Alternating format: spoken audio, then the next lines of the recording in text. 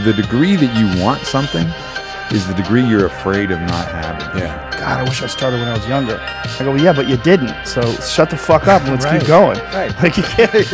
Nobody changes until they change their energy. And when you change your energy, you change your life. Because it's not till then that it's really real. Yeah. It's like, oh, this is way worse than I thought. It's like, oh yeah, it's way, way worse than you thought. Yeah. But luckily, there's more to you than you think.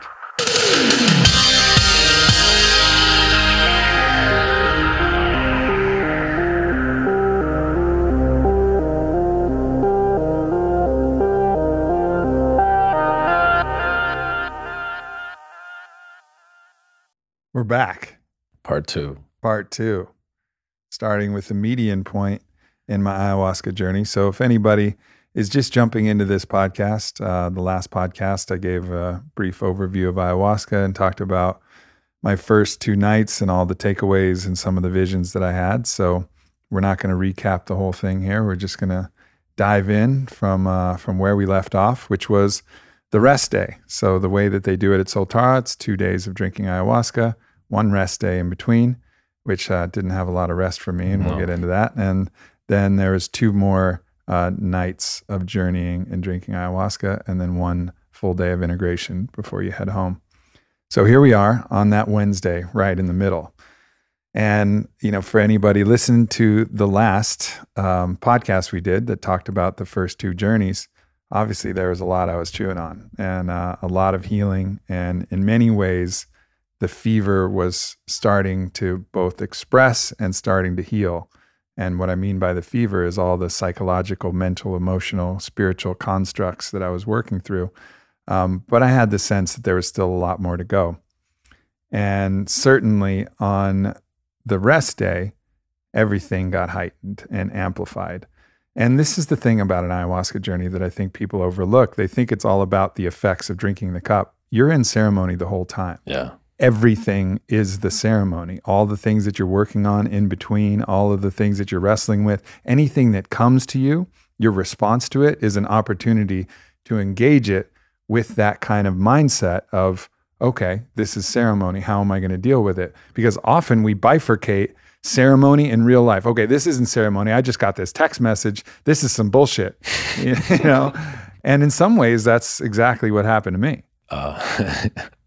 So I get in and, you know, get a little bit of sleep. Again, sleep is, you know, kind of a scant resource in the ayahuasca journeys because you're getting to bed really late and getting up early for breakfast. And I just received some messages from the home front. And it was, you know, a strange, and I won't go into the details, but it was an unusual amount of kind of stressful things in my interpersonal kind of community and extended community. And what ended up happening is I took the limited information that I have. I'm on, you know, limited communication and capacity. And, you know, it was rest day, open up my phone, checking things out. What came to me provided ample opportunity for me to be incredibly stressed out. And I took it. I was like, oh, great. An all you can eat stress buffet. And what I did with it is I just allowed it to magnify into more and more of a story. So I had a limited amount of information. I extrapolated from that information what I believe. I created a story about what I believed was happening, which happened to be the most stressful possible outcome and motivation behind everything that I received. And I don't know why I default to that. Yeah. I think a lot of us do. We'll interpret things in the way that's going to activate us the most. And maybe this was also, you know, the medicine working in its way to show me this. So instead of napping and resting, and, you know, we were just navigating on little sleep and very raw, these, you know, challenges, which I think would have still been a bothersome experience in a normal, rested, you know, everyday life, but it was really amplified and the stories got really ramped up. And I carried that all day without sleeping. And Vi and I were both feeling the same thing. We were both, you know, bouncing it back and forth, and she would feel something and I would feel something. And we carried this all the way till, you know, she was able to kind of let some go in some yoga. You know, I tried to nap. I was a little unsuccessful. And And I carried it until I actually finally got on a phone call and started, talking to people who knew more information. And this was like dinner time. Wow. And I get on the phone and I start talking about it, and I express my experience, what my story was. And, fortunately I had a really dear brother on the other line, and he's like, I hear what you're saying, and that's not my interpretation. And I was like, immediately there's this flood of relief. I was like, oh, thank God. I can like switch timelines to a different story. Yeah. And just purely living in that different story made a world of difference. Which story was true? I don't know. But it doesn't fucking matter, because I still don't know which story was true. But by switching my story to adhere, at least to add the doubt to my own story, which I developed a certain sense of certainty about for no reason, no justification, just my own projection. Switching timelines to that other story, which is largely, well, I don't know. And at least this other story that doesn't have any malicious intent behind it, that story allowed my nervous system to finally relax. Yeah. And it was a deep lesson that sometimes it doesn't necessarily matter if, whether you're right or whether you're wrong, or whether, but if you choose to live in a story, especially when it is possible that things are unknown, choose to live in the optimistic story. Right. From a pragmatic standpoint, Yeah. it's going to yield a better result for your life. Choosing the faith story, choosing the story of, giving the most benefit of the doubt, having that optimism. And yeah, all right, you may be wrong, and be aware of the other aspects and be aware of the other motivations. You're not turning a blind eye. You're not being naive, but you're just choosing to live in a timeline that's actually going to allow you to like be at peace, find some equanimity. Yeah. One of the most liberating personal insights is when you recognize and really feel almost every belief that you have, you don't know. And the essence of like the philosophical basis of pragmatism is that we haven't even evolved the apparatus to ever know capital T truth. And so the question is, what's the most useful story? Because especially when it comes to trying to understand other people's motivations, you don't know. Mm-hmm.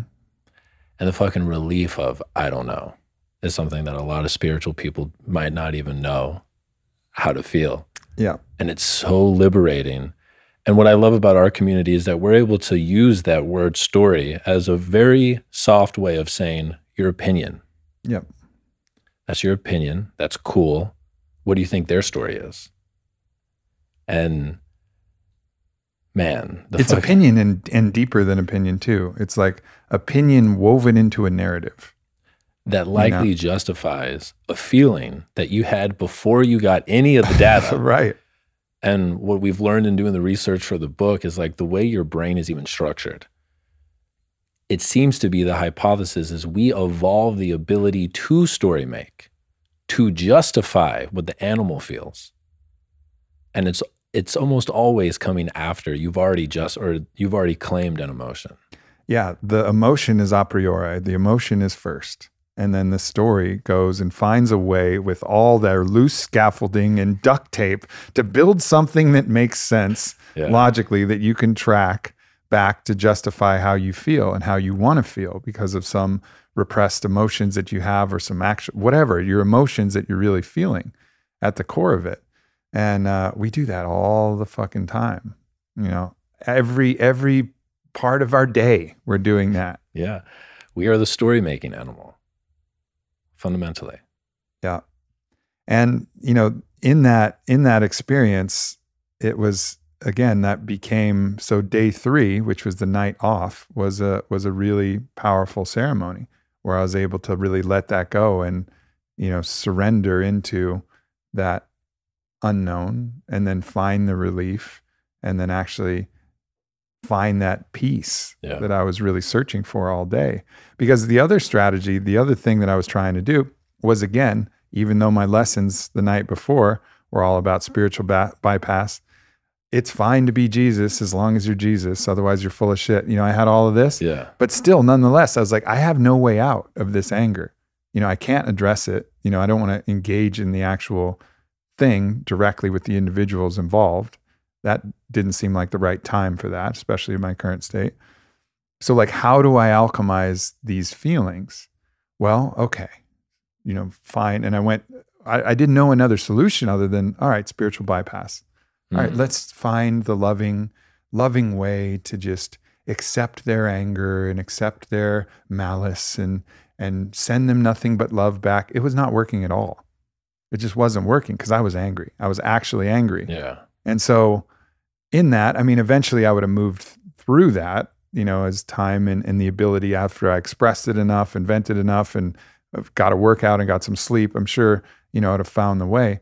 But the simplest way was just to shift my story a little bit and then just watch it all just dissipate. Watch that fog of delusion that I talked about in the last podcast that I, very viscerally witnessed. Watch it all evaporate back into the sacred geometry of, oh, I was angry. Oh, it was this. Okay.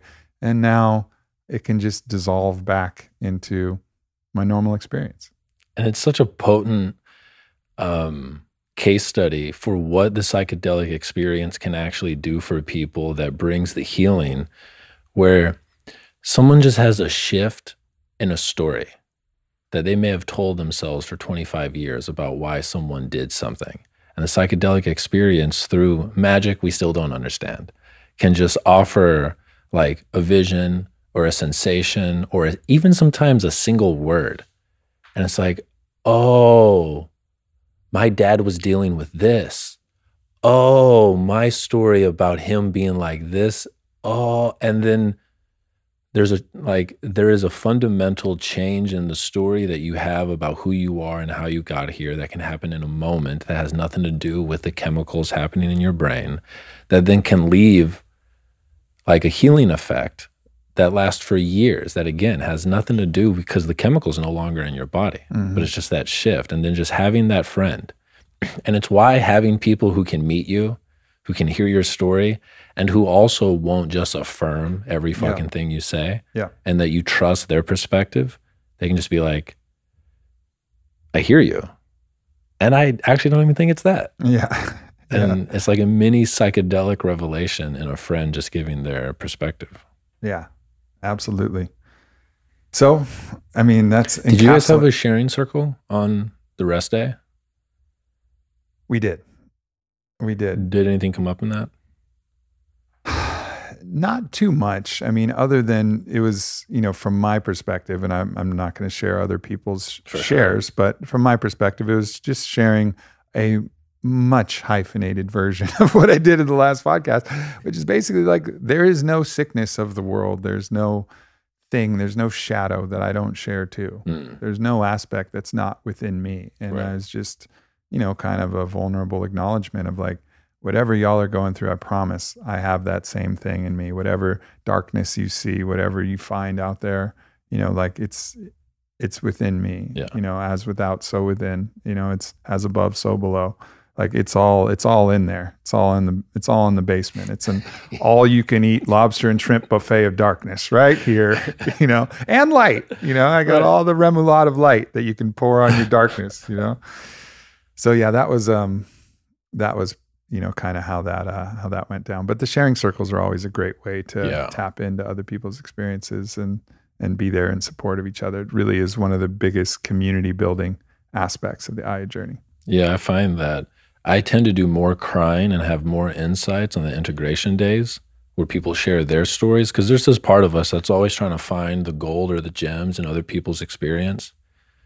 And like, it feels like a lot comes up in the ayahuasca space, but when I hear someone else share their story that adjacently has nothing to do with my life at all, I start piecing together things that happened in the previous night, and I find them incredibly powerful if people are willing to be vulnerable and honest. I guess the one thing that stands out is there's a gentleman there who, really had some deep challenges with, being shy, not feeling like he's fit in. He was bullied pretty, severely. And it was so difficult for him to, really feel like he wasn't being judged. If someone laughed, it felt like it was laughing at him, and all of this stuff of like his own shame and his own. And really the ayahuasca, as ayahuasca does, just piled it on. Like everybody, we were all going to kick him out of the retreat. He wasn't, all of the things that his fear that he wasn't good enough ultimately was shown. And it was, the whole experience was very, very difficult for him. And in that, you realize that everybody's challenge is absolutely subjective. There is no objective challenge. There's nobody who has objectively a harder challenge than someone else. And I think we miss that. It's like easy for you to say, no, like everybody has their own challenge. More wealthy people commit suicide than, other classes of different individuals, right? It's not like there's this one thing, if you have this is the panacea and everything's good. Right. Like the challenges are innate and they're all very personal. And in that, I was encouraging him as he faces this challenge, because it is such an immense challenge. And many of us don't have a challenge that's that strong that we're up against right now.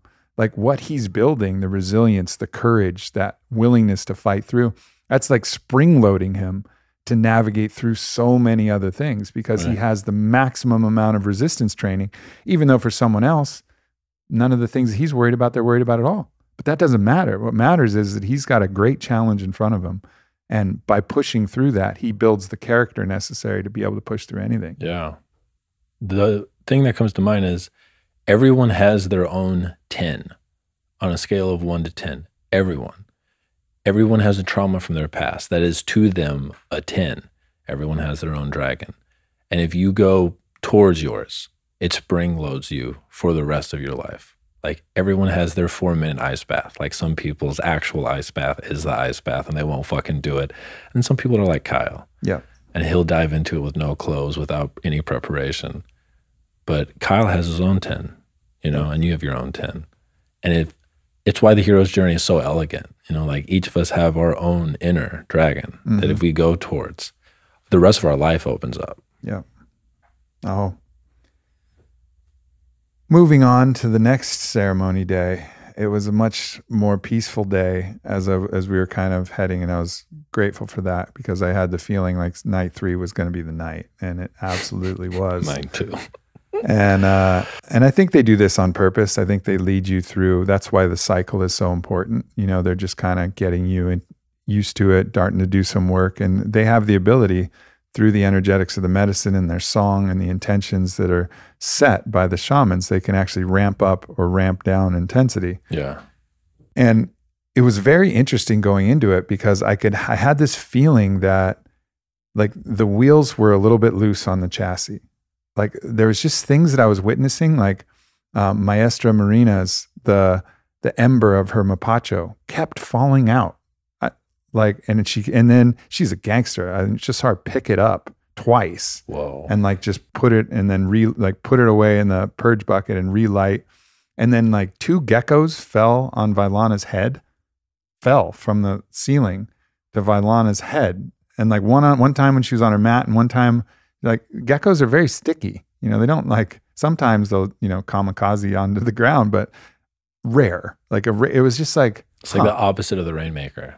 Yeah, it was like there was something in the air, like a little strand of chaos that was kind of running through the ceremony, and I was like, it actually got me thinking. I was like, man, do I want to just do 1 cup? I'm feeling like there's some wild energy here. Should I do 2 cups? So I went and asked Maestro Teo, and he's like, yeah, 2 cups.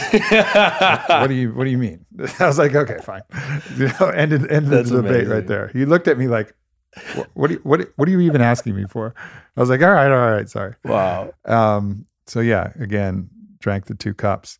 And what was interesting is I hadn't had that full unlocking, DMT experience where I was just completely immersed in the vision space. I mean, I had visions, but they were kind of like still in this floaty, not like the crisp kind of like full DMT quote blast off experience that I remembered from ayahuasca. So I was like, I recently watched the DMT Quest documentary, and they talk about how breathwork practices can, release endogenous DMT from the cerebral spinal fluid. So I remember I was going into this and I was feeling pretty good, and I was like, I feel really good.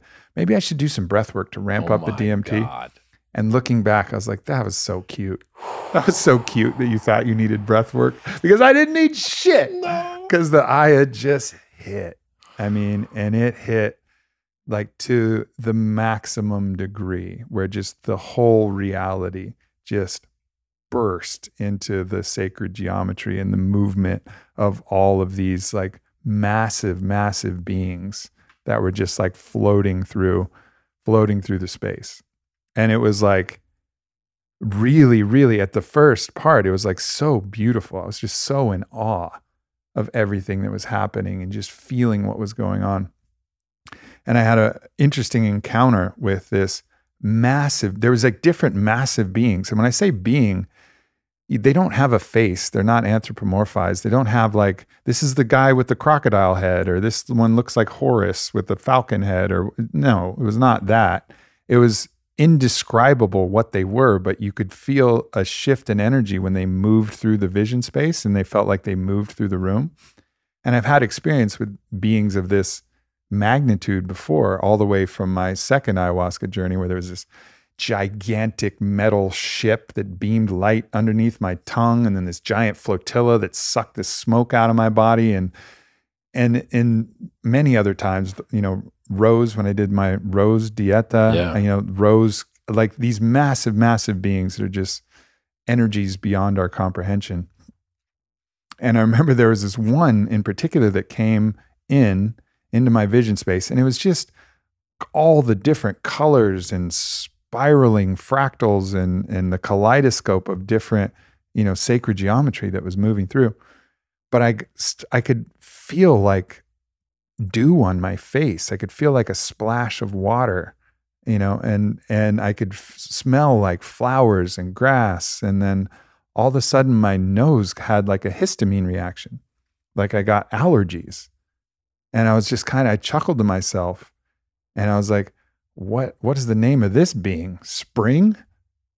And like, I got this strange confirmation, like, well, of course, maybe that's not exactly it, but close enough. Like, it's that essence of, you know, the birth of life, you know? So if you think of these things in aggregates, like the oversoul of a season, right? Of like all life coming together and grass blooming and and a season.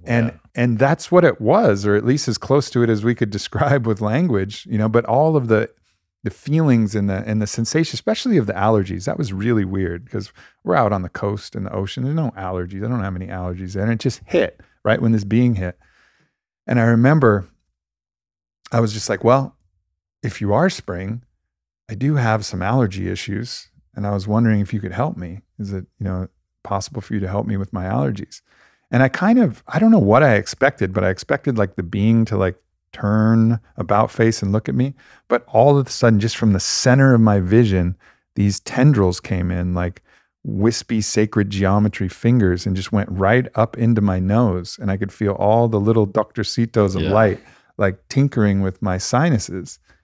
And it was a really cool feeling. Like, I think I just got like a magical healing for my allergies. And, you know, sure enough, when I went home, cedar season, this is my most allergic season in Austin, I was absolutely fine. Now, that being said, I am not one to follow all of the rules of the dieta and all of the dietary restrictions and all the ideas. I'm not the one to follow that to a T. Right? I have to know something for myself. I don't like taking other people's word for it. It's been the basis of my own spiritual journey from the start. Right. Which is like, oh, you're talking about God? All right, well, let me see if I can find God, and then we'll talk about it after that. Oh, you're saying this? All right, well, let me go test it for myself. And I understood the importance of a lot of the integration practices, you know, absolutely vital. You have to lock in a lot of the lessons and a lot of the understandings and be able to process the material. You have to take it easy on your body. You don't want to put yourself through too much stress. Like the basic principles I got. But they have some other things like, you know, different dietary restrictions, like no pork, no red wine, none of this for another 2 weeks. What was interesting is like 3 days afterwards, we had some people over. You were there. I was sharing the story. And, you know, some people were having some red wine. And I just had half a glass of red wine. I was like, yeah, all right, I'll have half a glass. Like, I'm not going to get drunk. You know, this isn't going to affect. And I felt that subtle magic. Yeah. That subtle magic that from that experience, my encounter with spring, it just dissipated. And I was like, oh man. And look, this could all be my own projection. This could all be in my head. I acknowledge that everything could be attributed to coincidence. However, my felt experience of it was, this was a very lightly touched, subtle magic that was offered to me energetically from this being. And for some reason, when I put the alcohol in my body, it was like, okay, yeah, it like broke the spell. Right. And so it really gave me a deeper appreciation to the subtle, energetic magic that feels like it's happening in the ayahuasca journey. There's a couple of things that come up for me when I hear that. I think one of the big things from death psychology that most people, that like Jung tried to spend his life trying to get people to understand, is when you say, maybe it's just in my head, it is all in your head. But you're like, where does your psyche end? Because the fact that you can hear me is proof it doesn't end at your body. And for hundreds of thousands of people, their body is being stretched across time in a way that we don't understand on a physical level. And then if you get into that taboo word, quantum, you know, if you get into how quantum particles seem to, and I won't even pretend like I understand how that shit works, but your mind, your psyche goes far beyond your body. And my understanding of reality is every deity, every god, every archetype, every angel, every demon, every alien, on a level that the ego does not understand, it is in you. And so, yeah, it happened in your mind, but so did everything else that's ever happened in your entire fucking life. But your mind doesn't stop at the edge of your skin, dog. Right. The other thing is, like, I find that getting to understand dreams helps me understand ayahuasca so deeply. And one of the things about dreams that people say all the time is, it's like, it was my mom, but it wasn't my mom. Like, I knew it was my mom in the dream. And there's this felt sense in the psyche that you don't need to see a face on the entity. You don't need to hear words from the entity, but there is some part of you that if you get your ego out of the way, it knows. And it knows that it knows. Like, it's this felt sense of like, oh, that's spring. Oh, I'm being healed. Oh, that glass of wine just took it away. Yeah. You know, and like 100%. there's this knowing, and really feeling into the majesty of dreams is the evidence. Like, you don't need to have someone explain it to you as an equation. Like, have a dream where you're in a cabin, but you know it's your childhood home. Like, some part of you knows. And so those were the two things that came up. It's interesting how, you know, I 100% feel like I do know all of these things, but it's almost, it feels, I guess, exposed to just go out and express this without the caveats. It's like, I have to, like, I feel compelled to throw out these caveats just so people aren't like, whoa, Aubrey, stop fucking hit pause on the psychedelics for a moment, bro. You're losing your shit. Yeah. You know, and it's like, it's almost a way to say, like, I get it. You know, this sounds incredulous, and maybe you're right. Going back to that, I don't know, you know, but I kind of do know. That's the funny thing. Right. There's a different type of knowing. There's the thinking, you know, part of the mind. And then there's the felt sense of like, I just felt what happened. And I don't expect you to believe me. And you shouldn't. This is a show not tell game. Because you don't believe people just on their word. And No. so, and it's a relaxing into, this is my story. It's not your story. I'm going to bring my story. And if it inspires you to go adventure, super dope. Yeah. And I think the caveat can just be, this is my story. Mm-hmm. And I'm not trying to get you to believe my story. And it reminds me of Plato's allegory of the cave. Are you familiar with that? And, you know, so like for people who might not know, the gist is there's a bunch of people in prison inside of a cave. The way the cave is set up, all they've seen their entire life are the flickers of a shadow on the cave wall. And one of the dude's chains break. He gets to stumble outside. He sees the sun for the first time. He sees trees and hears birds and smells flowers. And he goes back to tell his friends in the cave about the real light. And they all look at him like, not only do they not believe him, but if they weren't chained, they would kill him. You know, because it's such an attack or an affront on their reality. And I think most of the people that you and I have learned to offer those caveats for, it's the people chained to the cave wall and they're terrified. They're like, don't you fucking tell me that there's a sun.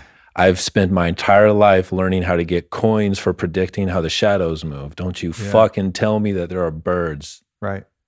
And sometimes justifiably so, right? If you've grown up potentially in a very strict, religious background that's telling you a bunch of things that are really painful, and you've seen the pain of this, the fear, the guilt, the shame, the judgment, all of these things that are based on what you can only surmise as superstition, because it doesn't feel right. Yeah. Then at that point you say, all right, what's my savior? All right, materialist, scientific, provable, things. Because I'm going to dispel with all of this superstition, which is causing all of this pain and causing all of this.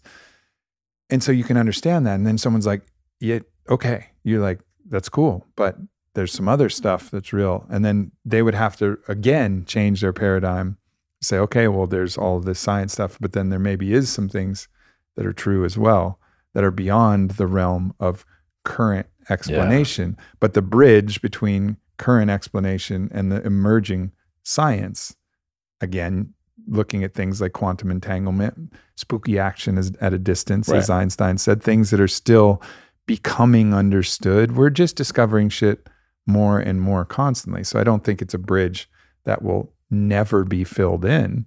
It's just for right now. Right. We can't explain the phenomena of how spring affected fixed my allergies. And then, other than perhaps the placebo effect of me believing it, but we can't explain the phenomenon entirely and how alcohol reduced it. Yeah. But perhaps, if we had the subtle instruments and the measurements, we could. Absolutely. And we could figure it out. One of the things that comes to mind, I don't know if I'll be able to articulate this because this is my first time kind of seeing this, but it's like the people that I respect the most are the people who are on their third version of their worldview or more. So the first worldview you inherit from parents. Totally. The second worldview, it's the first time where you're like, fuck the one I was given. And for most people, it was like a childhood version of a profound spirituality that was articulated 2,000 or 4,000 years ago. And most people stay there because of the pain of changing your worldview once. It's like, no, I'm an atheist now. I know the scientific method. I actually don't understand that the way science works is that it's a process and that every fact that's ever been generated has been updated at some point. I'm just going to use this as my fixed sword to cut up the 5-year-old version of Christianity that I was given. It's the people on the third version where they realized, oh, not even that is right. Oh, fuck, maybe there isn't even one stable square that I can ever stay in. And instead of trying to stay inside of a square, it's like, okay, I'm going to go explore the mystery and the miracle of the shit that I do not understand. And that's actually the essence of science. Mm-hmm. Like the essence of science is not any fact. It's the way to go about finding new facts. Yep. Yeah. That's really well articulated. And I never thought about it in the terms of your first worldview, second worldview, third. But that's the third is the harmony. And then there's the successive ones thereafter. But once you get to the third, you've kind of got the process down. You're like, okay, I'm ready to discard this. I'm not attached to this by any means, because it's a heroic Herculean effort to discard the first. And then sometimes you can get caught in a trap where you're so busy discarding that you don't believe anything anymore. And like everything, you become skeptical of everything. I've talked about this with a few people, but I got so skeptical that I truly believe that if anyone could have seen how bad it got, I would have ended up in a mental hospital, like in my early 20s, because I found radical philosophical skepticism. And then I found psychedelics and I didn't have friends. And I got fucking close. And I think it's Buckminster Fuller who says, like, there is no profundity in brilliant skepticism. It does not take intelligence to be brilliantly skeptical. it takes intelligence to offer solutions or to offer possibilities. And skepticism is great to break out of like dogma. But if skepticism is your highest function, like I got to the point where people would tell me they were hungry and I genuinely tried to dissuade them from the fact that they knew they were hungry. It was bad. Yeah. This is just your ghrelin. Bro, actually. it was so bad. It's creating this impulse in your brain, but I hear you, man. I hear you. Well, so as I'm encountering these beings, I had another really radical experience in the last journey I talked about when I started calling on, the Jesus energy, that blistering energy of love that was awakening in my heart.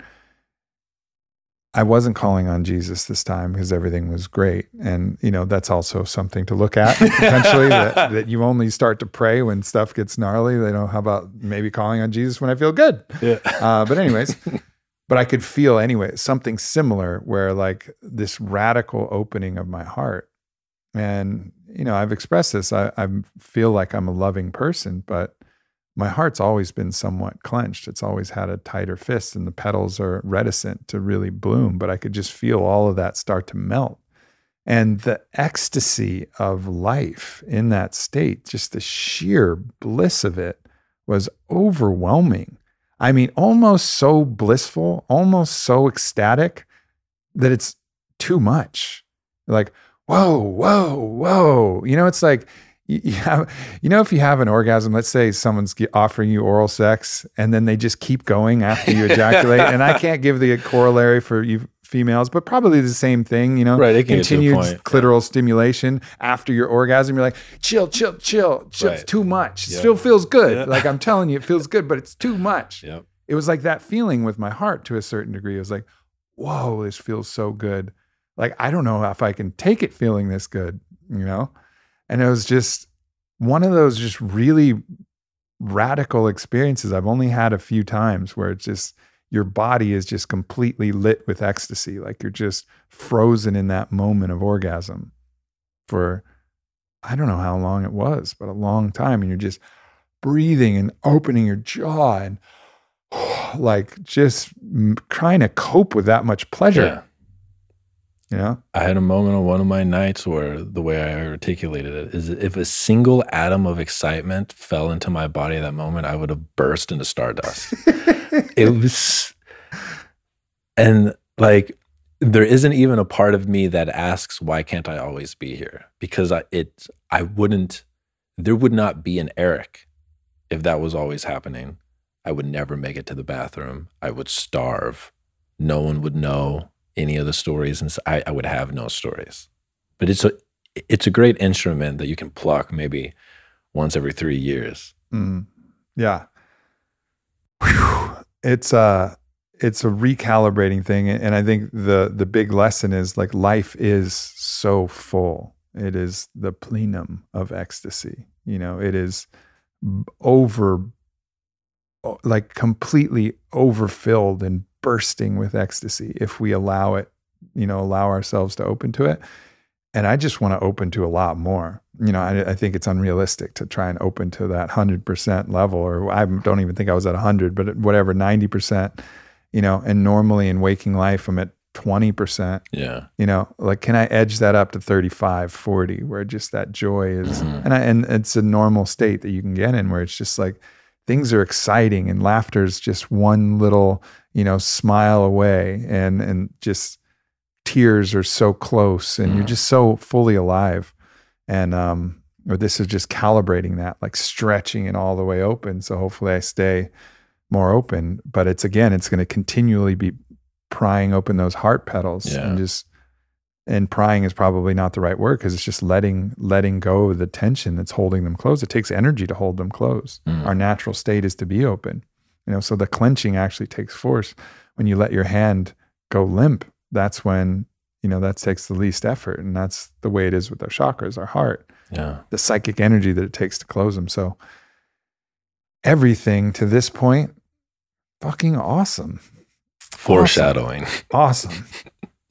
Marina, Maestra Marina comes by and she offers her Icaro, and just I think I might have mentioned this, but just such a powerful force for me, and just I could feel this crazy Baba Yaga energy and strength and mastery. And she's singing her Ikaro, and it's driving me deeper and deeper, but also consolidating a lot of the kind of, I feel like I was emitting a massive amount of energy from my ecstasy. It was just putting out this big field, and she was just drawing it in, calling it, singing it, with her agua florida and all the scents, like blowing it, sucking it, putting it all in. And when I say sucking, there's a process called chupar, which is actually the sucking of energy, and then the blowing of good energy. It's just one of the shamanic tools that they use, where they, and then they spit that part out, and then they, put some agua florida in their mouth, and they'll blow. Like it's this whole process that's happening. It's just absolutely magical. But it consolidated a bunch of this energy, and it drove me into a very, very challenging moment where I started to realize all of the ways that I was like my father. And I don't want to go too deep into that because it's a very personal journey that I'm still unpacking. But I think this is universal to a certain extent, that our parent, particularly of the same sex, exerts a force on our life. And I've dealt with a lot of those different forces, some different traumas, some different gratitude for the growth that I've had and the things that he's passed on to me. And he was the one who brought me into psychedelic medicine when I was, for a vision quest when I was 18. Yeah. I mean, so many things that I'm grateful for. But there's also aspects that I really want to push against. I don't want to be like my father in many, many ways. And I started to think about all of the ways in which I was, as I'm now about to turn 40, like becoming more like my father. And it was horrifying to me. And I had this real understanding that if I'm resisting being my father, I'm not being my authentic self, because I'm pushing something away. And so I'm not finding the center point. If I don't resist at all, and I'm being just sucked by the gravity of my conditioning, that of learning by example, the mimicry that we all have that mimics our parents, if I'm being sucked towards him, I'm not my authentic self. Yeah. So I had this deep understanding that, and we've talked about this privately, but there's a ritual, an actual real life ritual and a journey that I need to go to be able to not be pushing away, the becoming like my father, and not be getting sucked in to become, and being my authentic me.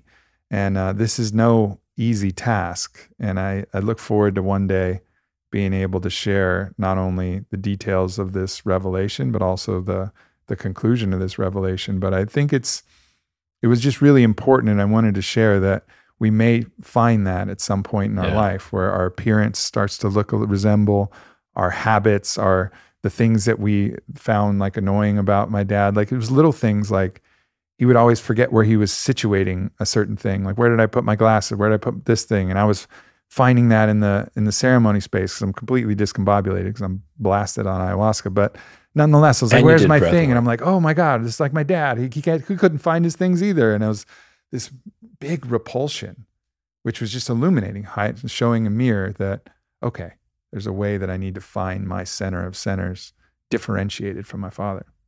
What comes to mind is it's the difference between the follower and the rebel and the revolutionary.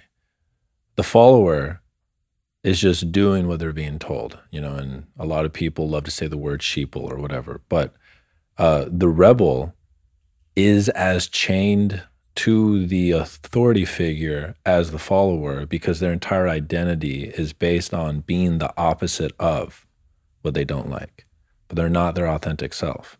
The revolutionary is the one that has a vision of a new way of being, chooses to be that thing, and that it's not molded by the tyranny or the authority figure or the parent. And there's a lot, like in my age bracket, I know a lot of really smart people who are trapped being rebels. Yeah. And they are not free. And they act like they're free, and they talk shit about the people who they don't see as being rebellious. But their identity is defined as being the opposite of. Right.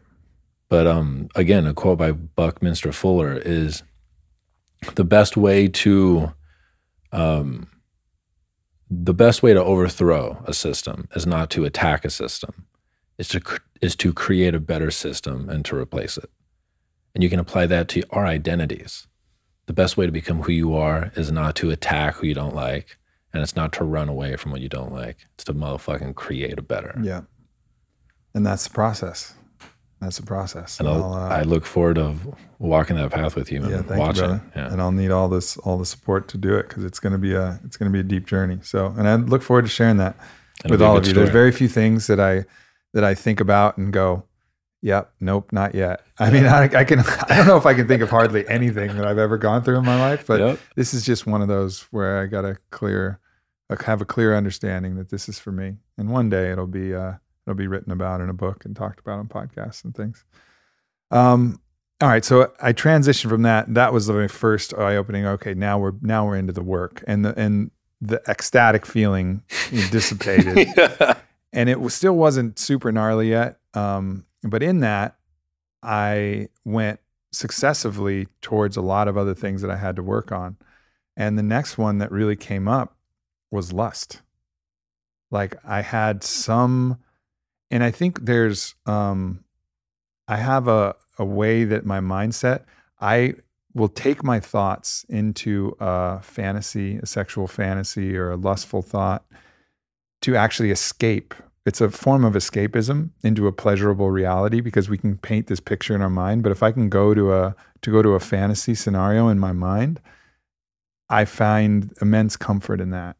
I find like it's relaxing, it's enjoyable, and I'm in this little world. I've created this little bubble where I'm in this place. It's like, this is a break.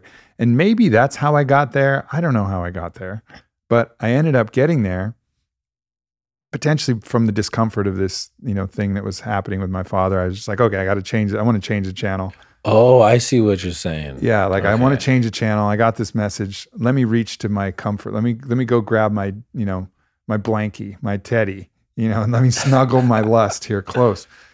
Of course, ayahuasca had more to reveal than that. It was not going to let me off the hook that easily. That's not the way that mama works. And as soon as I opened to that, then I felt like this incredible tug on my guts. Like every aspect from my third, second, first, fourth shot just got pulled. Like there was a giant suction, and it was just like, and I could feel all of the hormones and everything release, even with the slight opening to that.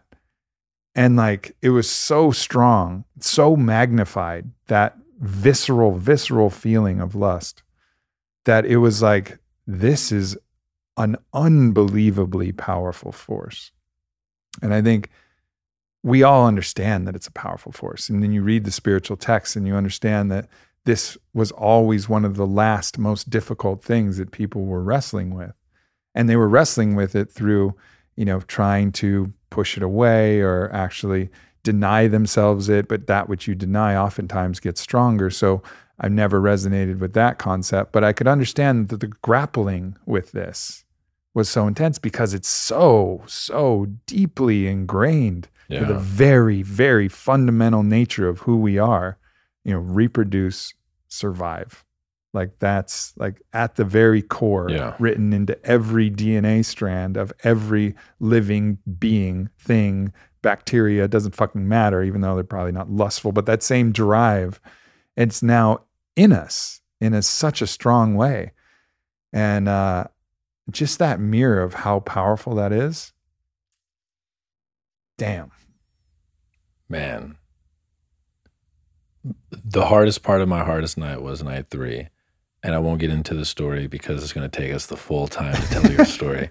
But the effect of that energy not being consciously expressed, that was the teaching for night 3, and how it's affected every woman I've ever known, how it's affected my mother and my sisters, every lover I've ever had, how it's come through me, how it can be healed, how often when people say they're healing it, they're actually re-perpetuating it. And it's so fucking big how much our entire world culture, our history, has been molded by this energy, and has been molded by our relationship to this energy and our repression of this energy, and that the repression of this energy has created so much deviation and trauma and pain that's inflicted on people who aren't even old enough to speak consent. Like, it's one of the big things in the room that is not talked about. And like, in my personal life, what I have found, like the only way to like hold that lightning bolt is to be obsessed with a craft that creates art. Like Freud talked about that, and this is a side note, I won't get into it, but that like the best way to hone that fucking beast inside of any healthy body is to just insanely make art. You know, and like if you look at people who have huge outputs of artistic ability, they're Pun was noticed. they have a huge libido. Yeah. The challenging thing is that so many times the desire to make art is a desire for the result that is going to satiate your lust also. Yeah. So it's like, I can recognize this in my own life, you know, one of the things. So, you know, I've been trying to grapple with this in a variety of different ways. And of course, my open relationship journey was part curiosity, part spiritual, you know, and philosophical understanding about the nature of love, and part just a way to, you know, provide an outlet that was in honesty and in awareness and in agreement with my partner, you know, that could allow the expression of this lust to exist.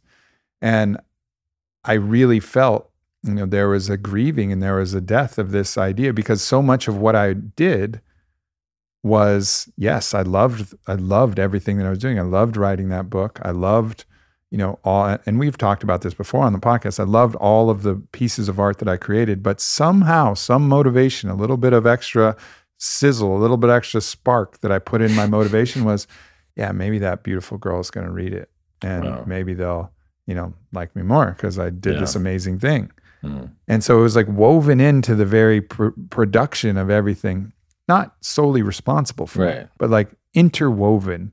Add some sauce. Yeah. It adds some spice. It did, absolutely. So, you know, entering into the monogamous relationship with Vailana, I had to really find the creation of this art and everything that I was doing from a purity of purpose, because that was no longer a thing. And Vailana loves me, you know, unconditionally, and is unconditionally attracted to me so far. I imagine that's going to continue. But so there was no way that I could convince myself that, oh yeah, I'm working out because, you know, this is going to make somebody more attracted to me, or I'm writing this because, you know, someone will be attracted to my brilliance, or I'm accomplishing this because they'll be attracted to the stature that I'm creating. It really forced me to go into a real purity of purpose. And there was a lull there. Of course, the world was in chaos in 2020, but there was a lull there where it was really hard to get motivated. I was quite happy. I mean, I was happy with Vi, but the motivation, you know, was really not there. And you see this in the kind of tropes and the stories about what happens when people get married and they kind of just get a little comfortable in that.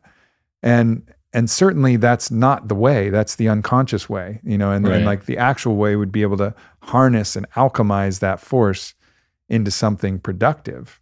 Yeah. You know, into something that isn't feeding that, but actually using it. And I don't necessarily have the perfect answer. I'm really now deeply, viscerally understanding how much force this is. Yeah. And then I think a lot of the Tantra and sex magic practices, and I know we have some practitioners in our circle, and we want to dive deeper into this for our own understanding. Like, how do we harness this energy that's an incredibly powerful resource into something more productive than the literal satiation, which has been, you know, part of the, you know, modus operandi for most of us for a long time. It reminds me of the story that came from the book that you recommended to me, The Smell of Rain on Dust. And it was exactly the chapter that you told me that you knew would stand out for me, that it blew my mind. And essentially what he was talking about was, so the whole book is about grief and praise. And he talks about like the grief and the praise of never getting that first love. And it blew my mind. But it's essentially what he was saying was like what the elders in indigenous communities will understand is when that 15-year-old sees that other 15-year-old and it's like you see her face in the water, you smell her scent on flowers, she's everywhere and always, and then for whatever reason it doesn't work out and you don't get it. In our culture, you know, we feel bad for the young man or woman who doesn't get the love that they want. But the elders in these indigenous cultures, they would celebrate it because what it does is it creates a longing that can only be held by the divine afterwards. And so, like, at least for me, it feels like, and maybe once I have a wife, I won't feel this way, but it feels this way now that like I put the extra sauce on the newsletter for the divine. I work out to express my vitality to the divine. Now I know it's going to be attractive. That's dope. But the highest thing is like the divine. And I feel that like interwoven into so many parts of my life. And I can feel fundamentally it's because for 4 years in high school, I couldn't get that one that I wanted. And like it set this tone inside of me. And that might be a possible way for this energy. The thing is, I think every point of resistance, which is that not getting, because I didn't get the one that I wanted either till I was 21. That was the very first time I ever got one of the girls that I really liked, that I had that thing, you know, that thing about. Otherwise, I was with people, but it was always like, oh, you like me? Well, I'm busy liking this person, but that person doesn't like me. So let's do it, you know? So, you know, in that understanding that I couldn't ever do it, I built this ferocious desire to be, and I've told this story before, there was a defining moment where I was in Las Vegas and it was a burlesque show that was based on the Crazy Horse in Paris. And I think I was right around that age, I think 21, must have been 21 because I didn't have an ID at that point that could get me into the place where I was drinking, and I was definitely drinking. So 21 in Vegas at the Crazy Horse, and I don't forget what it's called, La Femme maybe. And they're just beautiful girls, women, dancers. And I was, again, never able to be with the one that I wanted. And I was like, whatever it fucking takes, like I'm going to build myself into the most impressive human being I possibly can so that I could ask one of these girls out on a date and she would say yes. And so from the start, instead of being like, actually, let me start this love affair with the divine, I was like, fuck that. Yeah. This is fucked up and bullshit. And I'm going to work in every category. There's not a single thing that I'm going to try that I'm not going to try and master, just in case that impresses somebody along the way. And so that was like kind of the growth story for that really motivated me from the start. And this is the period of the full unraveling of that, where it's like, no, I'm squared away. Like I'm set. I have my partner for life. Like this is no longer an issue. And my mind cannot justify, I cannot even build the scaffolding. I go to build the lumber to say this matters for my love. No, it doesn't. It doesn't fucking matter. I can't justify it at all. So now finally at 39, which you've got at 20 from your experience, I'm in the same place where this has to be about my relationship to God and to other people. And the purity of that it's what I would want. You know, this is the evolution. This is my spiritual evolution, to actually be moving from a purity of purpose. Because I know there's no outs. I'm with my partner. We're monogamous. Like there's no outs on the board for this other thing. And I don't want there to be. I've already been down that path. It's brutal. I know the open relationship thing. I'm not going to propose that again. I don't want to go through that again. I don't want to put Vylana through that. That's not an option. And I'm not going to be dishonest. No fucking way. Yeah. So there's no outs on the board.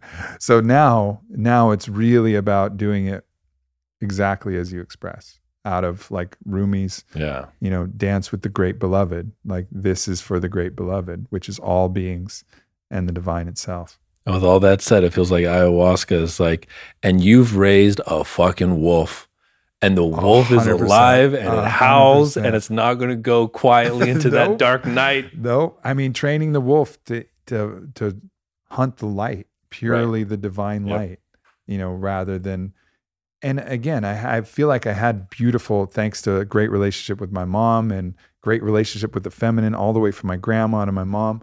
I had many, many beautiful relationships with all the women that I was with, but it doesn't mean that that wolf wasn't ravenous. Right. You know, it was an honorable wolf, but it was large and hungry, you know, and the relationships were very nourishing and substantial. And most of my partners were my partners for years. Like, rarely have I ever had a partner for less than 6 months or a year, you know. Maybe one night stand in college is like the only time I had an experience like that, because I like the getting in there, you know, and like knowing someone and loving them, and like that's the thing for me, you know. That's also a part of it. But yeah, it's a major force, and ayahuasca just put that in front of my face, and the only thing that I could. It was so overwhelming. And I was like, all right, I know that there's no outs, but I can't hold this alone. So part of it is sharing this, you know, and just opening and sharing this with yourself. And now I guess everybody who's listening. But part of it also was like, you know, like Vailana has to help me hold it. Yeah. It doesn't mean we have to do we're not going to do anything with it. It's not like directed into this category, but like, just help me hold it. Like, this is a burden. Also, you know, a pleasure, and also something that I celebrate about me, but it's a burden. And like, let's hold this together. And I think that was another fundamental principle of the Sacred Union, is just the radical honesty and the forthrightness about, this is a factor. Like, can you hold this with me, sweetheart? And, you know, of course, after the journey, I mentioned it, and she had quite a few laughs, but I know that that's the way, that like, in the honesty of like, holding it together. And then that way it's not shameful, and it's not secretive, and there's no distance created from me and her because of this. There's a quote, I forget who it's by, but it's, shame is healed when there is a safe place to tell the truth. Yep, that sums it up. So after my encounter with lust, I went, interestingly, I had a very similar experience in the darkness retreat, when I finally, like day 3 or 4, after, you know, no light, no sound, I engaged with lust, and it was fucking overwhelming. You know, I think we're always so numb and so distracted that you feel it, but it's not like the full force of it. Yeah. But after that, I had to purge. Like, I had to fucking purge. It was like, that was the maximum amount that my body could take. Yeah. So I go into the restroom, and I waddle my way in there. I was super disoriented. Sit down on the toilet. That bathroom waddle on 2 cups of Aya. Oh man. And they have a bucket in front of the toilet. And I was just letting both sides have it. What they call double platinum. Double platinum. Double platinum. I mean, just relentless violent diarrhea, relentless purging at the same time, you know, on and on. And I felt a very strange sensation. And in the moment where I had a little bit of a break, just a moment's respite between the constant shitting and the constant vomiting, I felt the urge to reach for my phone in my pocket. My phone was not in my pocket, but I felt that instinct to reach and go check my Instagram. Wow. As you're purging. As I'm purging. And what I was like, you got to be fucking kidding me. Yeah. This coping mechanism, this addiction is so deep that on 2 cups of ayahuasca, shitting and puking, I still, in a moment's rest, want to go check my phone. Wow. And really realizing like the energy behind it is, again, it's that quick little bit of comfort. I'm uncomfortable, just the same way that drove me into lust. I'm uncomfortable. Let me think about something lustful. Blam. Blasted into this full recognition. Wow. Oh, I'm on the toilet. I'm puking and I'm shitting. I'm uncomfortable. Let me go to my phone. I'll nestle into this, lose my mind and thoughts, and find some validation from the people who like my posts or the DMs that I get, and just, I'll check some things, and it'll be a little bit of comfort. And this is a big thing for me, constantly reaching for little bits of comfort, because I'm constantly a little bit uncomfortable, a little bit anxious, a little bit projecting into the future, wondering what's going to happen, a little bit thinking about the past and some things that I could have done better, you know, and I'm always reaching for comfort because I'm always a little bit uncomfortable. And I think that's a big part of what I have to heal. And the Instagram is just a tool to assuage my inherent, ever-present discomfort. And I was like, fuck. And then I'm in there and that makes me puke even more. And I was like, oh God, look at me. Like I'm fucking constantly reaching for comfort. Even in this moment, I'm so hooked into these little hits of validation and this little way to distract myself. Can I just be with this relentless nausea and this purging? And can I be with it? And I did my best. And then successively thing after thing came on. Like Are you still in the bathroom? I'm still I was in the bathroom for a while. Like it was just not stopping. And some of the purges, like you get most of the fluid out, but it's just like the retching. Oh, for sure. The retching and the spitting.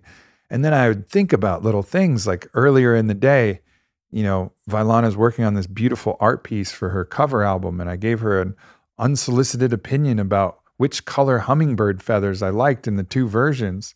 And I was like, oh, so gross. She didn't ask you for that opinion. Why are you giving that? It doesn't matter. It's her album. Who cares about the hummingbird feathers? Yeah. Like, just love both of them.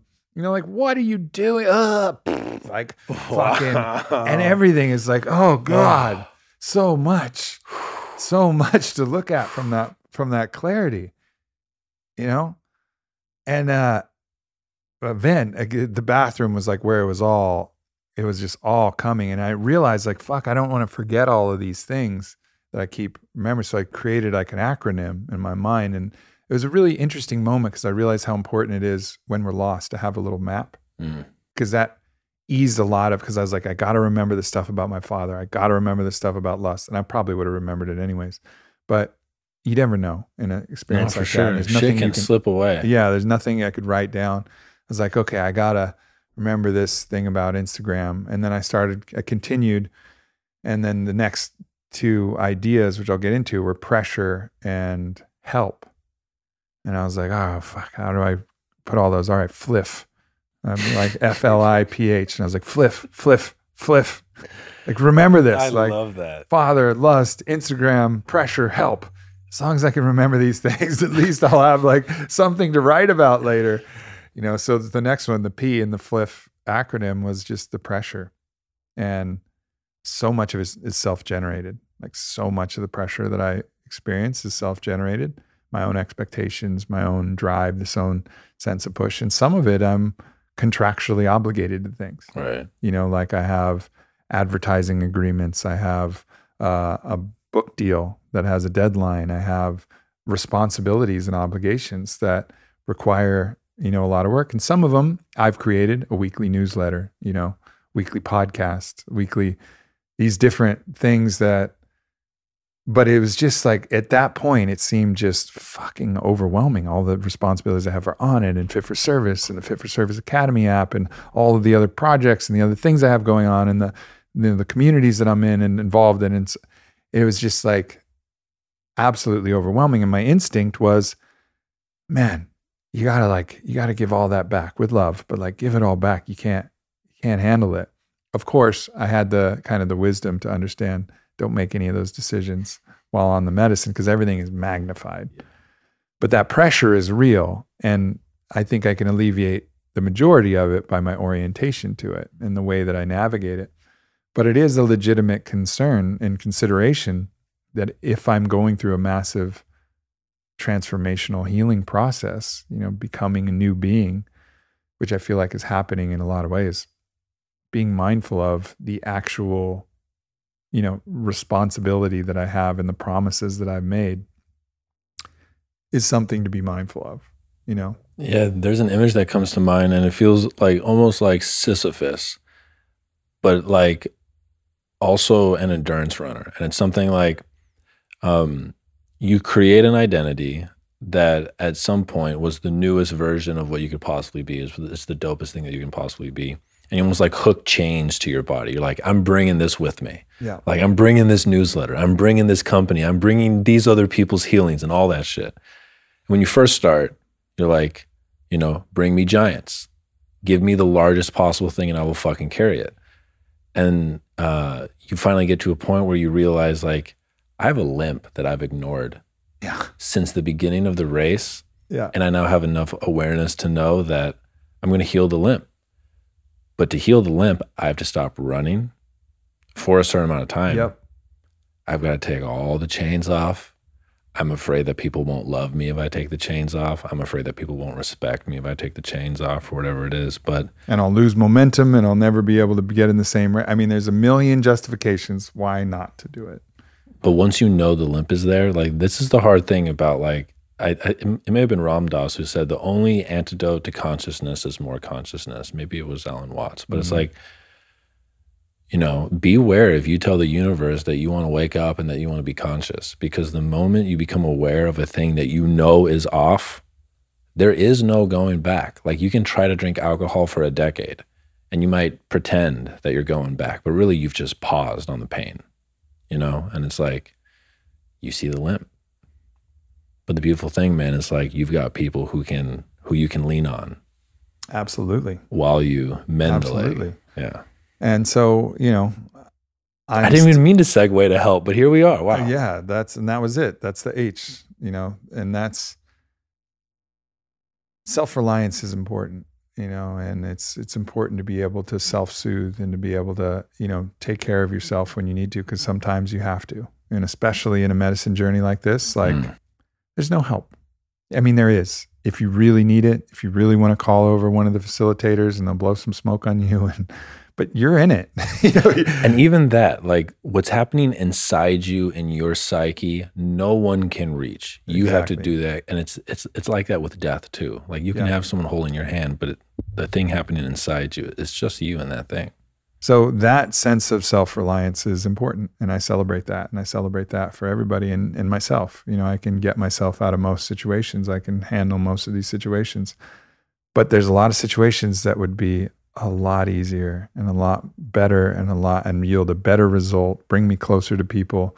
And if I just asked for help, if I just really reached out, especially to, you know, my male friends, you know, like, it's easier for me to ask Vi for help. Like, hey, you know, I need a little healing here. I need, you know, some tender words or whatever. I'm pretty comfortable in that. And I think it's also because of the health of my relationship with the feminine. Yeah. My whole life, you know, I could get that from my mom or my grandma or anyone, and all my partners, you know, to a certain degree. There's been that energy, but especially with men, it's like, no, I got this. Like, I'll figure it out. Yeah. You know, like, we can work together on that. Oh, you want to work together on something? Cool. I'm down. Or like, we want to share responsibilities? Great. But like, not hey brother, I need help. Right. You know, that thing is, it's like the last guy. It's like prayer and asking for help, or like, in case of emergency, break glass, and inside you'll find prayer and asking for help. I could certainly push those a little bit forward in the fucking repertoire of options, but yeah, just a real understanding of that. And I think that's another big thing. If I'm really endeavoring to heal myself to the biggest degree possible and reach my potential, I'm not going to do it alone. You know, I resonate with that so much, because that is my biggest obstacle, you know, like, is asking for help specifically from men. And it's because as a child, I couldn't feel that I could rely on my dad. You know, my dad did his best. Like, one of the big things that I've connected to recently is the dad he got, what he has done with that as a model is a fucking miracle. Like, he crushed it. And also the truth is that my child self felt like I could not rely on you for anything. And I can feel that, like, one of the things that's the hardest for me is even allowing people that I didn't ask for help to give me help. And I had a pretty powerful ketamine journey a couple months ago where I felt myself actually release to the universe energetically to allow help to come, not from anything specific or anyone. And I just start, like, I wept how, like, an animal screams on ketamine with, like, no actual vision, just this feeling of like Like it felt like the universe has been outside the door with a bushel of roses waiting. And I finally opened the fucking door and just fell on my knees and cried. And for some reason, like it feels like it's one of the hardest things for me. It is interesting tying it back to our, familial relations, because one thing my dad was always there for was an intellectual opinion. And I'm actually pretty good at asking people for their intellectual opinions. We've had plenty of walks and plenty of talks, and there's lots of people where, oh yeah, I'll reach out, I'll call Ted Decker, I'll get his intellectual opinion. I'm like, because my dad was always there for that. But like emotional support, did his best. That's not his jam. That was not his thing. Yeah. So he wasn't there for that, or, spiritual support but yeah, it's very interesting that I've only been truly comfortable in asking for that thing, or, working on a project together. Again, I was like, hey Dad, let's work on this thing together. He was like, all right, cool, let's do it. But that, the other aspect was just not something I was able to pattern, not something that was available. Yeah. And so I retracted that and said, okay, well, for all things emotional, it's on me. I got to handle this shit myself, or go to the feminine, for that kind of nurturing. So yeah, but it's kind of bifurcated. Like the feminine can provide the nurturing support and the masculine could provide the intellectual clarity, but I didn't cross the streams, in a lot of ways. And, but yeah, interesting to think about that, and interesting for the audience to think about the ways that they've been able to access help from their parents, and if that pattern is played out in their life. Because it has. Yeah. Yeah, for sure. Finally, make my way back to the Maloka, and completely disoriented. I mean, it's a circular Maloka with mats on the other side. I walked in there and I was like, I am in an infinite Doctor Strange loop of infinite beds, and I have no idea where I am. But fortunately, Sylvia came and led me to my mat. I wasn't even close. When you're I was in the disoriented, right hemisphere, but like fucking not even close. man, when you're disoriented in that Maloka and one of the helpers just like appear out of the ether to just guide you, they feel like I've never felt more viscerally that angels exist outside of my body, and they have limbs and they smell like people. Yeah. They could just sense the radical disorientation. Like, oh God, I'm in a circle and my mat's somewhere, but everywhere I look, there's a person in it. So I lay back down, and so, tobacco is a plant that is very closely affiliated with ayahuasca use. So most ayahuasqueros are tabaqueros first, and they start working with tobacco as a medicine, as a plant, and as a spirit, communicating with the spirit of tobacco, just like they communicate with the spirit of ayahuasca. And so you always get mapachos, which are, South American Nicotiana rustica, different type of tobacco than the North American tobacco that you find here in cigarettes and different things. Of course, cigarettes have all the additives, but it's basically just tobacco rolled in paper. Sometimes they roll it in tobacco leaves like a cigar, and that's better, but harder to find. But you always get that. But I didn't really feel drawn to smoke the mapacho very much this time. I did historically for the Wachuma and the ayahuasca journeys, because I've developed, such a strong hape practice, which is actually the same South American strain of tobacco, Nicotiana rustica, but just dried, sometimes fermented, ground, and then mixed with admixture plants. So I brought it into the ceremony, and of course it's dark, so it's a little bit difficult to navigate that. But I finished, I got my toothpick in, and this is another great like little mini ayahuasca hack. Like bring a mint toothpick, because after you purge or after you drink the ayahuasca, like chewing the little toothpick is lovely. Wow. Like it's you don't want to put anything too strong in your mouth, because everything is completely exaggerated. Like I remember one time I brought like scented wet wipes, and I like tried to, and I was like, oh my God, what is this fucking chemical I just bathed in? This is a disaster. And I had to go back and like rinse it all off. And it was this whole fucking process, because it was overwhelmingly strong. And you're really sensitive, but just like a tea tree oil dip toothpick or cinnamon dip toothpick, they have all those all over the place. It's a great thing to have. So I pop one of those in, taking some deep breaths, got my back up against the back wall, kind of getting my bearings. I'm pretty sure I wiped all the poo off my legs that splattered around from the toilet and did a full washing. And I was like feeling like, all right, we survived the experience here. And then I go for my hape. And as I go for my hape, I have this vision of an anthropomorphized version of the tobacco spirit.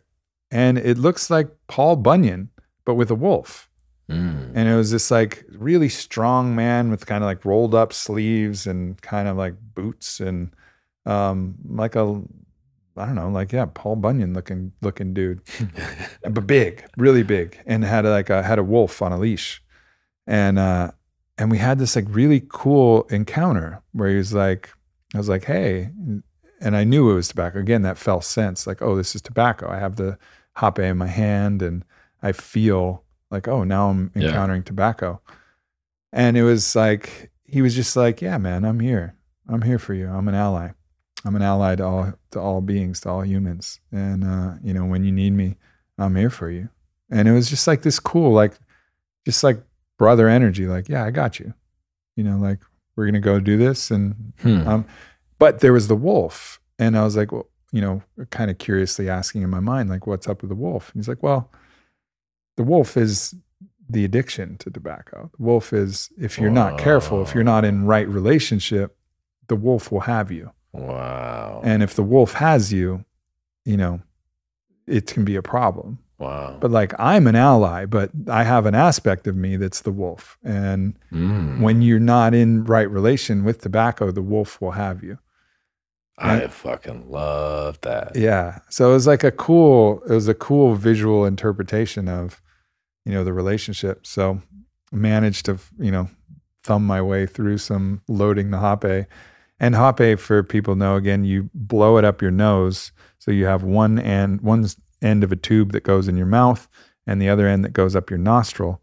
And you give a blow, and it goes like right up your nose, deep into your sinuses, and it kind of burns, but it's this like really like fucking head opening experience, especially on ayahuasca.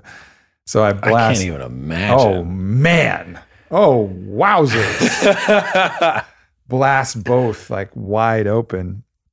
And it was like really, really potent, obviously, when I do that. And it settled all of the energy clear. Like I felt like fully grounded. I had to purge a little bit more, like a few other things came out, but like a deep kind of like arrival into the space where instead of just getting bludgeoned around like a cat on a something like skibbity bap bap bap bap like all day, you know, I was like me, I was a skibbity bap bap swap, like push me off the counter, let me fucking fall on the ground. Man. It was not that. I was like, okay, now I'm back. I got my bearings. I can see the, like all the disorientation is gone. I'm like back rooted.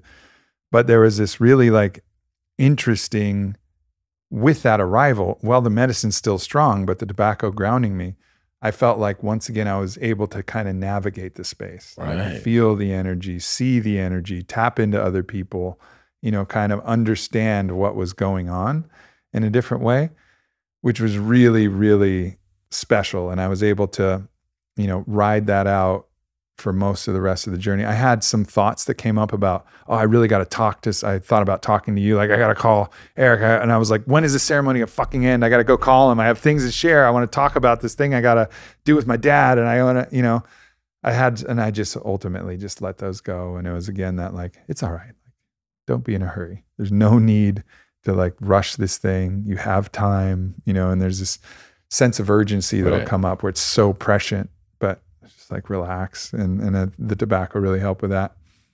So rolled through that, clear the Maloka, you know, Vi had this powerful experience that's her story to tell. And so she's just straight into it, you know, like, and I kind of expected it because it was the way that a couple nights before, but after her excitedly telling about, you know, 30, 40 minutes of her journey, I was like, hey babe, like, can you please ask me about my journey? You know, like, let me give me a little space to share. Good. But I get it. She had just an incredibly like powerful awakening of her own potential.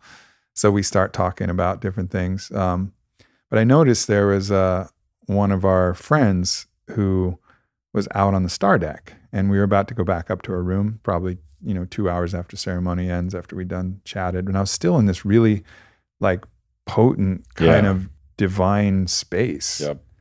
And in that space, I was things seemed effortless. It seemed like they were powered by energy that I didn't understand. And I could feel the energy, like the energy that makes a star burn, like nuclear power. And I could understand how a UFO could fly effortlessly on an energy and a power source that isn't like we understand, like explosions or battery power and torque. And it's like endless, effortless, divine energy that was and I could just feel it all around me. And I could feel I was just in this other reality where I could tap into this unlimited energy source.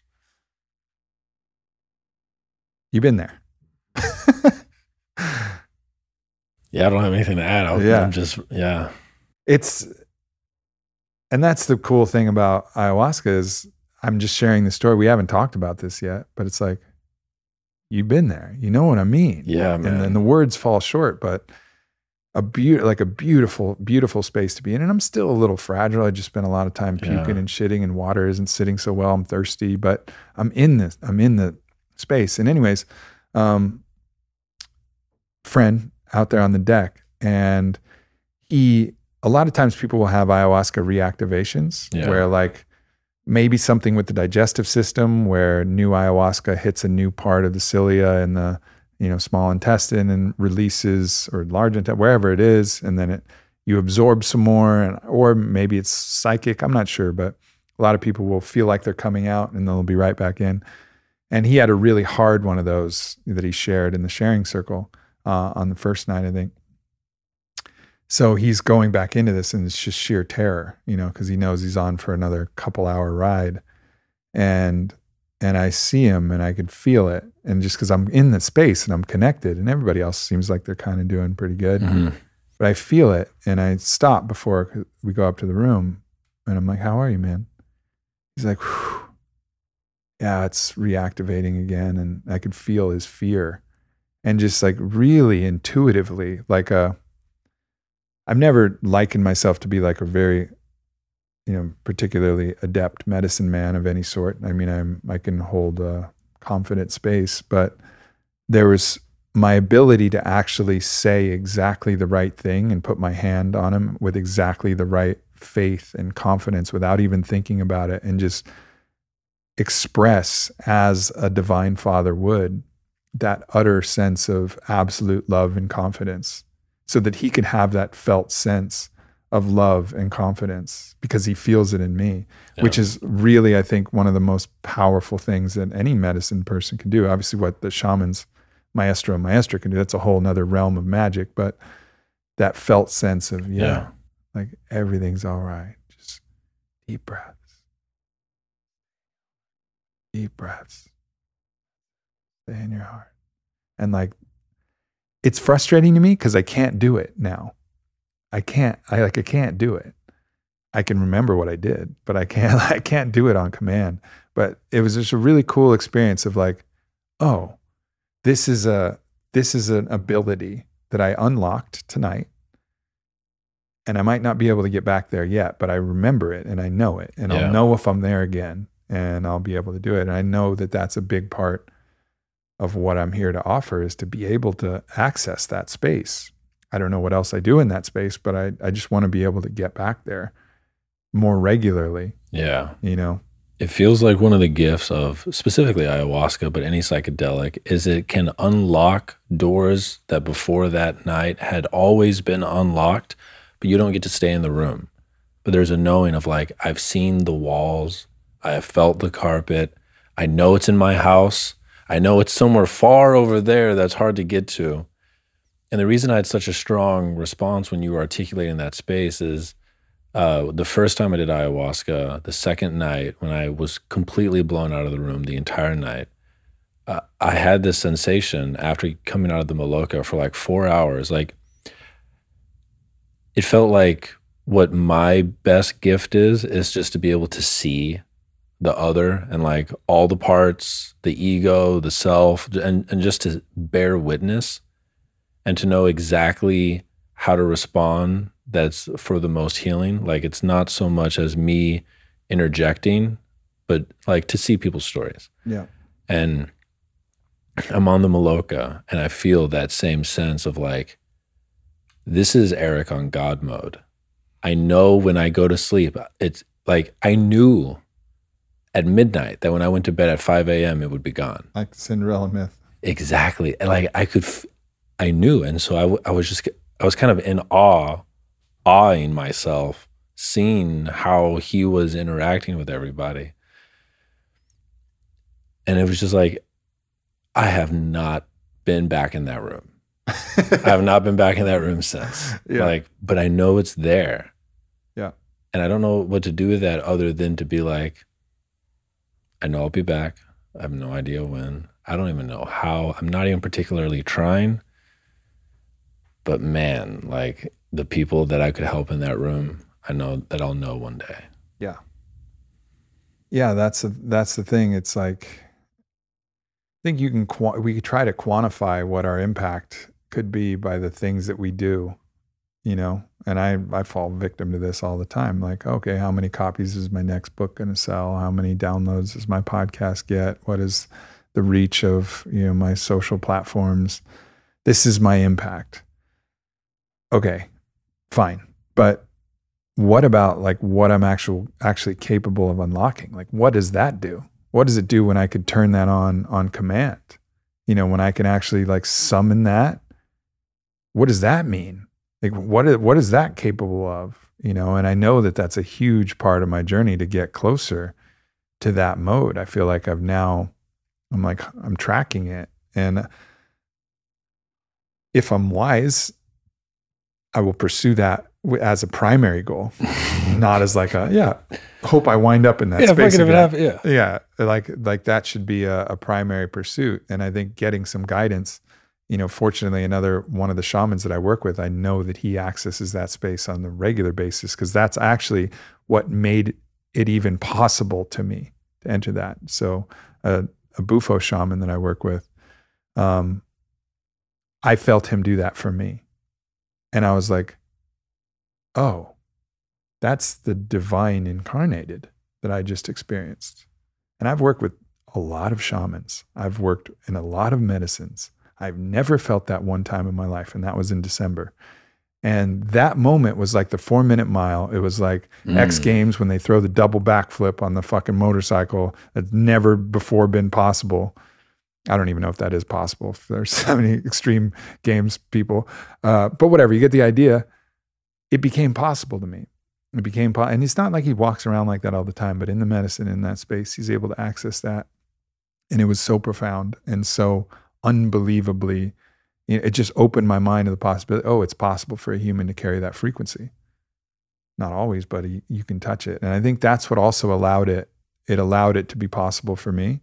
And so, you know, obviously I have a close relationship with him. And so I think that's my first source. Like, all right, go back to where I learned, go back to the mentor. And fundamentally, I feel like that's why we fucking love sports. Like when someone is doing something and everyone knows no human has done that before, all humans do the same thing. They stop talking, they stop moving, their eyes get big. And the moment it's completed, these monkeys just start screaming. Cause like it's almost like there's a collective human organism. And the moment a human does something new for the first time, the organism grows one cell and the whole fucking thing has to cheer. Mm-hmm. And it's like that morphic resonant field. And it reminds me again of the Rainmaker, and also reminds me of like why it's so powerful to share your stories. Because there are people listening to this right now who have gone through pain and trauma that you and I right now don't believe it's possible to move through, or other people listening to this podcast don't believe it's possible to move through. And if you can tell your story and show people that it's possible, like the power of a sponsor to a sponsee in AA is one of the most powerful aspects of that container. And I've bared witness to how big that impact has been on you in just, it's been like 35 days. I know. And like, I've seen it.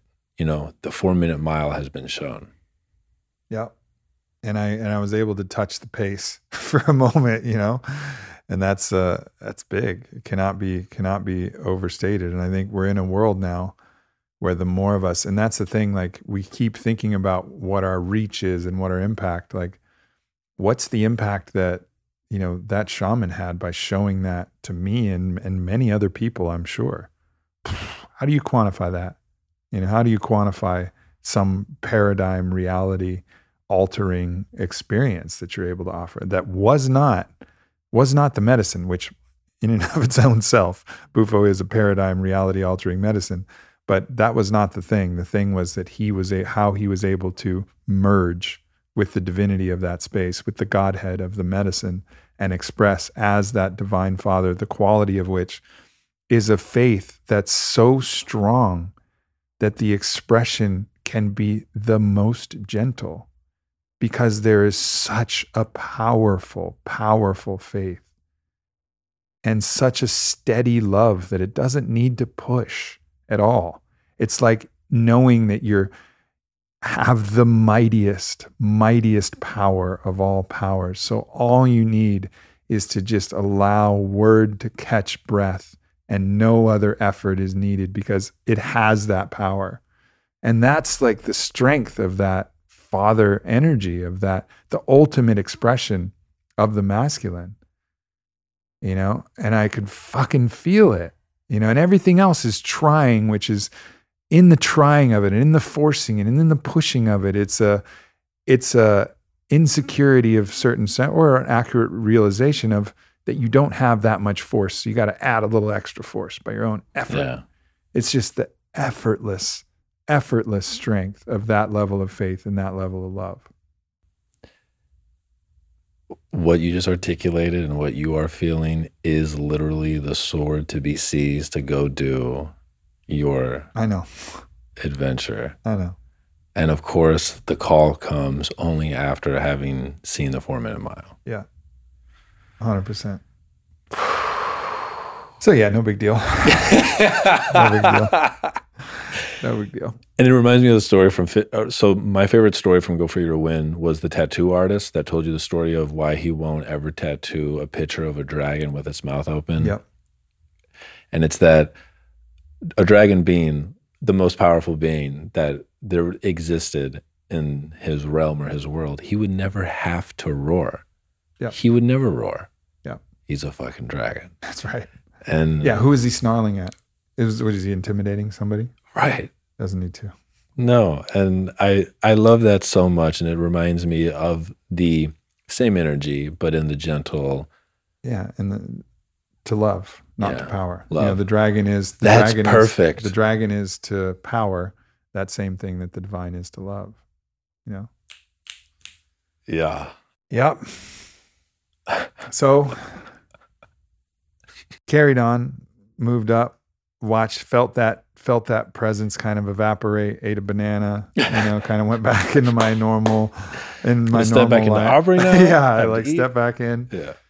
Got a little bit of sleep, fucking exhausted that night, day 4, like beyond exhausted. Like, how in the fuck am I going to drink ayahuasca again? Same question that I had. I feel the same way. I was like, but again, it was that faith. Like, all right, I touched faith, and I touched it in a really powerful way.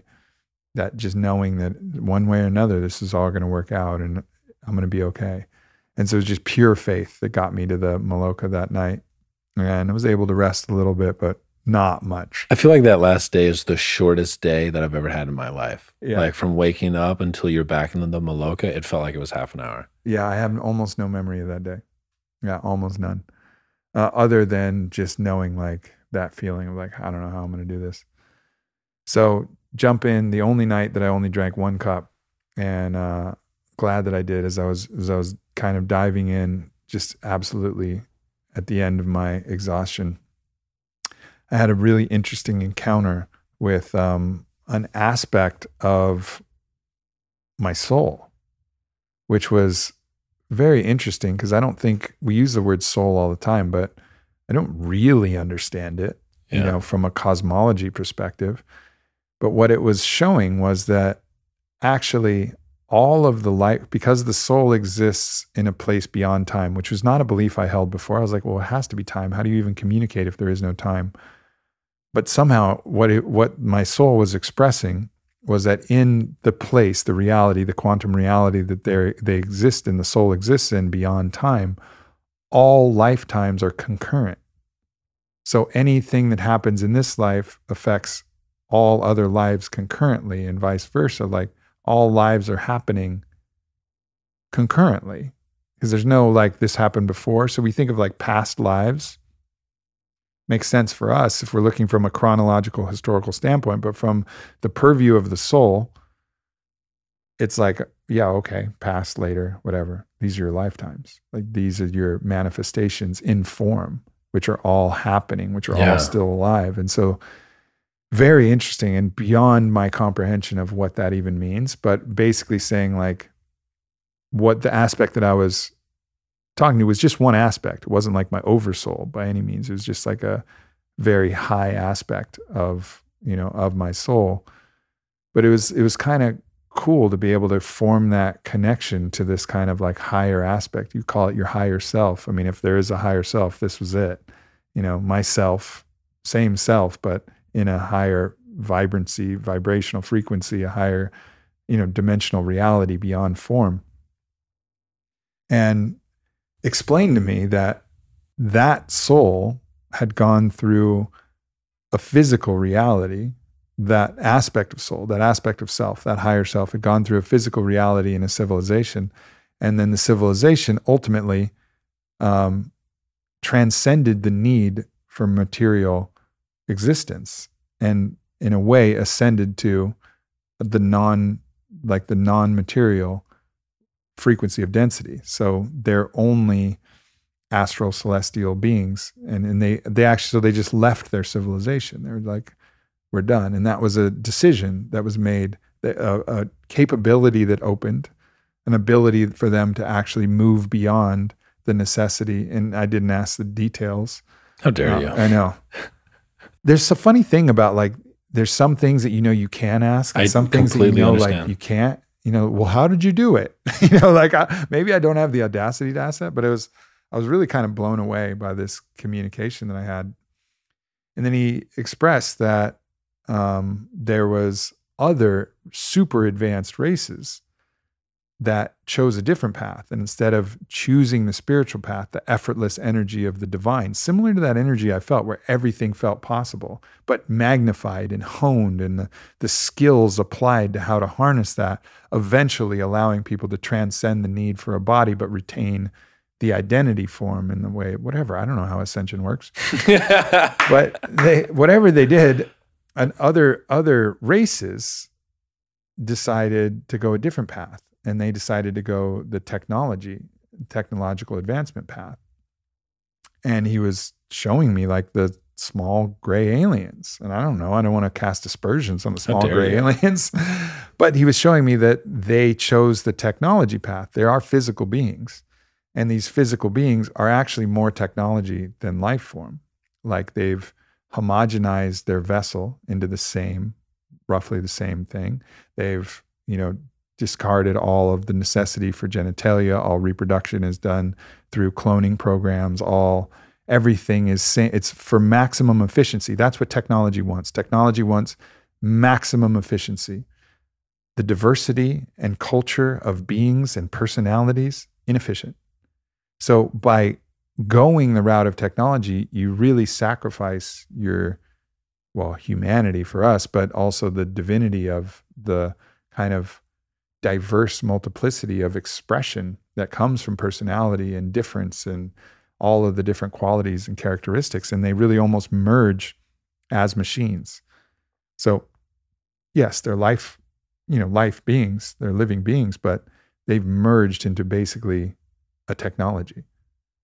And so they're neither good nor bad. It's not like they're evil, but they're maximizing efficiency, always maximizing efficiency, and exploring ways to maximize efficiency more.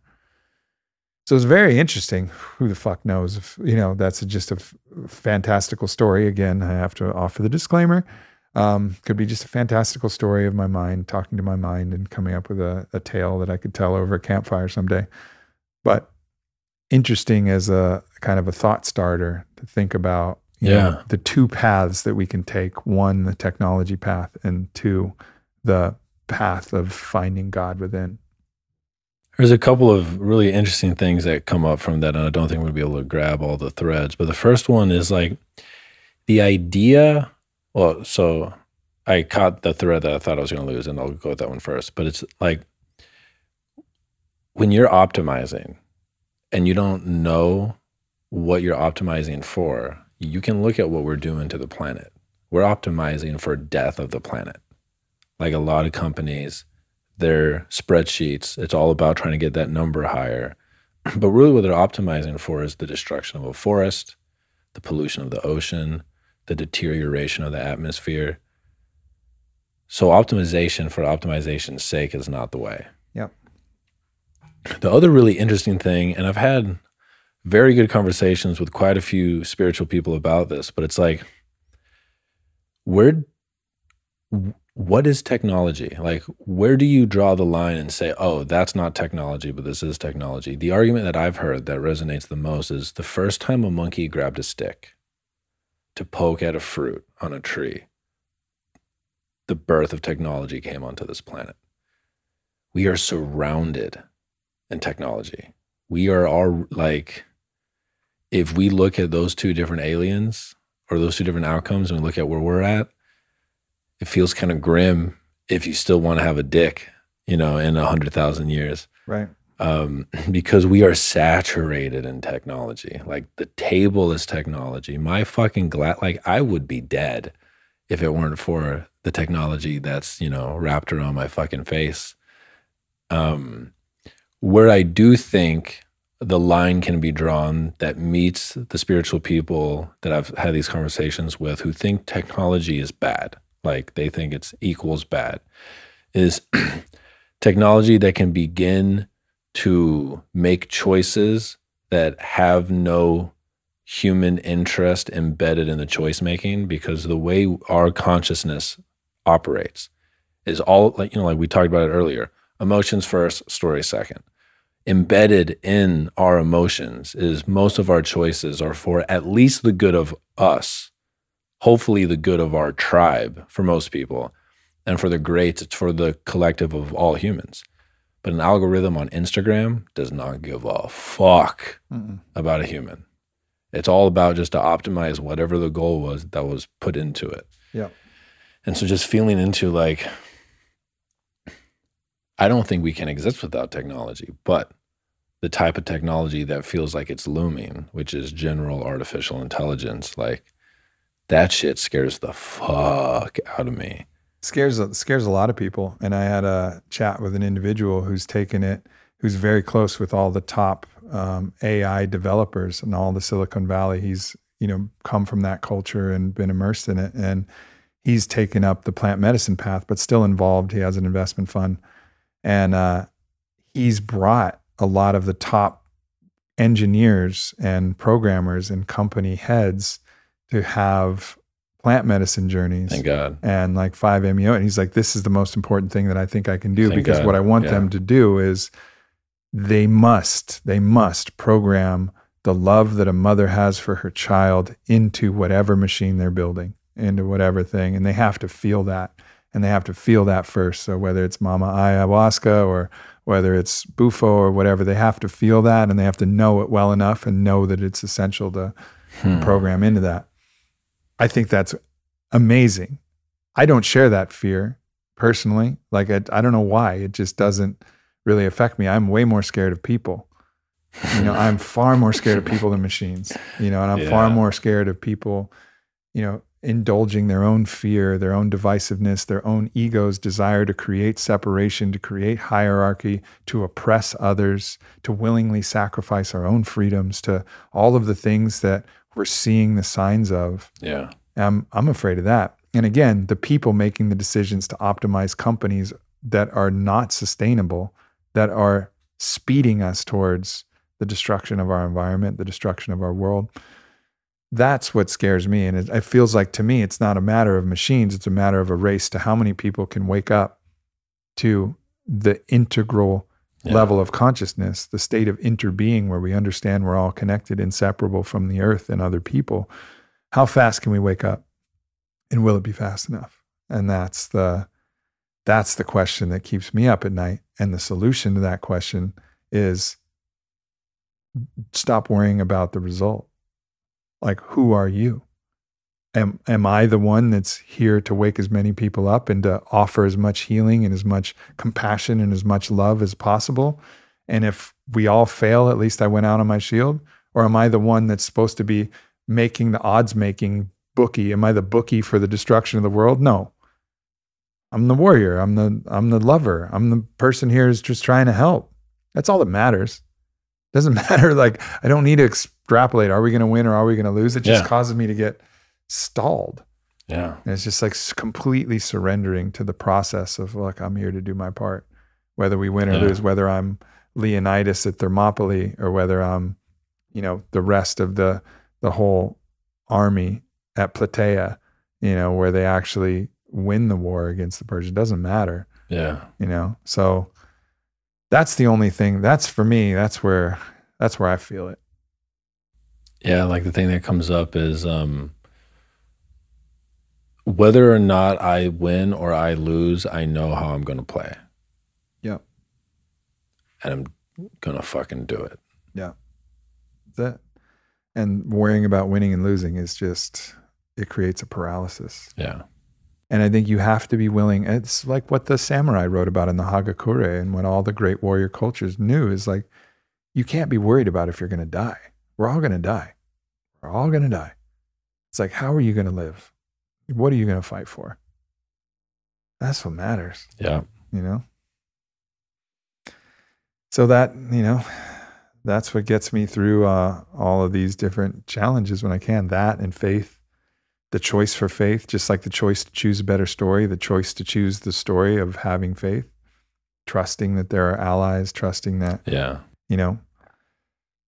there are all of these, not only technologies, but spiritual technologies. 100%. Far more advanced spiritual. Like, we have access. How many fucking plant medicines have you had in the last year? Bro, I don't know.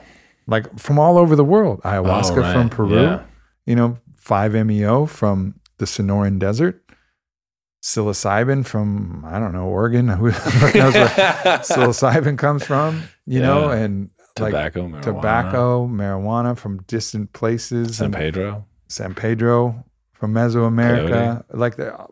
And then iboga from Africa. You haven't had that one yet, but there's like all of these technologies merging and available and now becoming legal. So we have some support for not only the technological side, but the spiritual side. And I feel like it's love and power. It's, God, the God way or the technology way. Yeah. And it's not that, like, God isn't in technology and this is the devil or anything like that. It's just, but like, choosing that level of, we're going to develop our spiritual consciousness versus our technological prowess, which is used to kill and destroy and also used to help.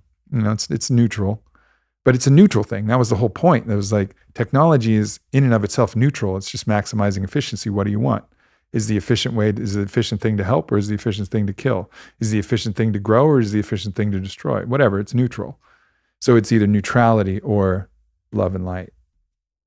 And we can elevate the consciousness of the hands that program the neutral technology. Right. It can change the fucking future. Right. And then the people who consume it and, all levels therein. And just fucking all of us, just do our best.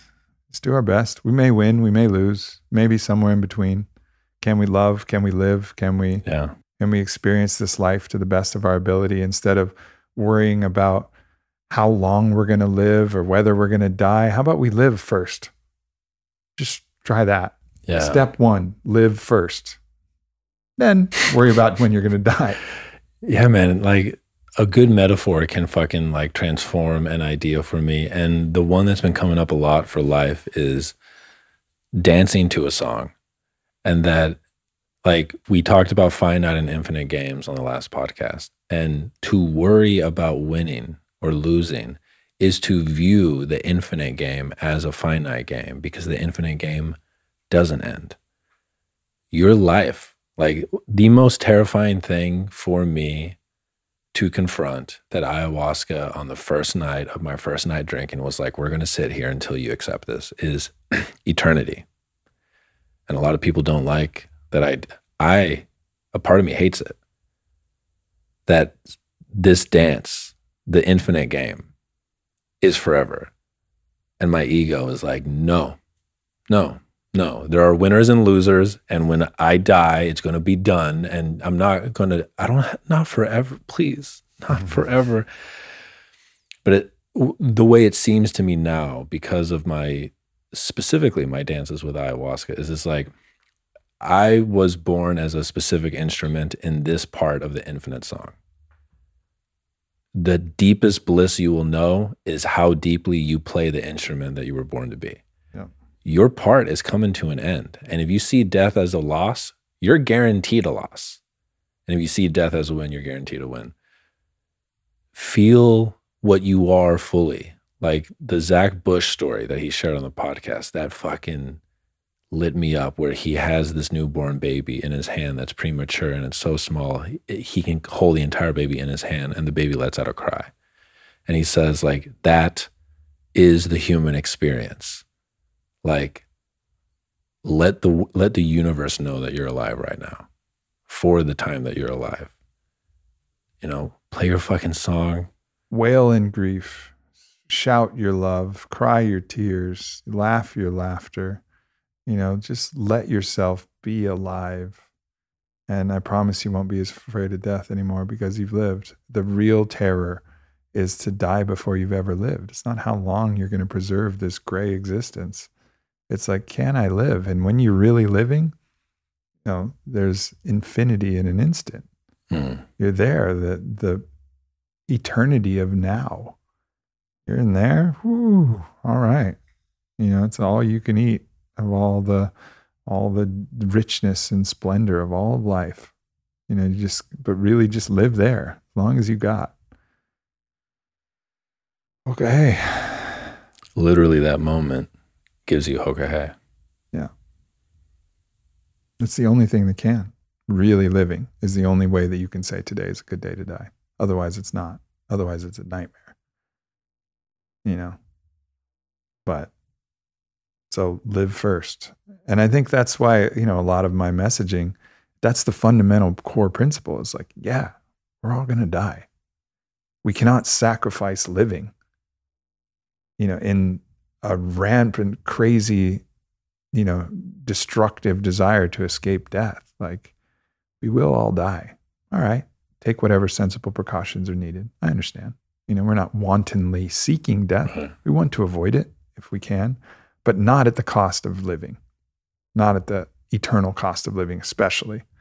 You know, like, we gotta live. Like, that's what we're fucking here for. You know, and really live, not just survive. Like the difference between surviving and living. I'm trying to live more, man. I'm trying to heal this sickness and live more. I'm not doing a great job. But Not that's true. a judgment. Not true. Yeah. Let me be the friend on the phone that says I see it differently than that.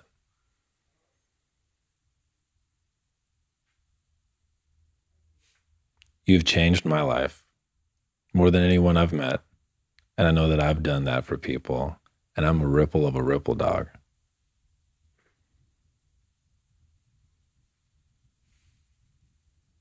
God, just imagine when I'm a little bit less corpse. We're heading there, man. 4 minute mile. Yeah. Honored to walk this path with you, brother. Likewise. Love you, man. Live first. And I love you too.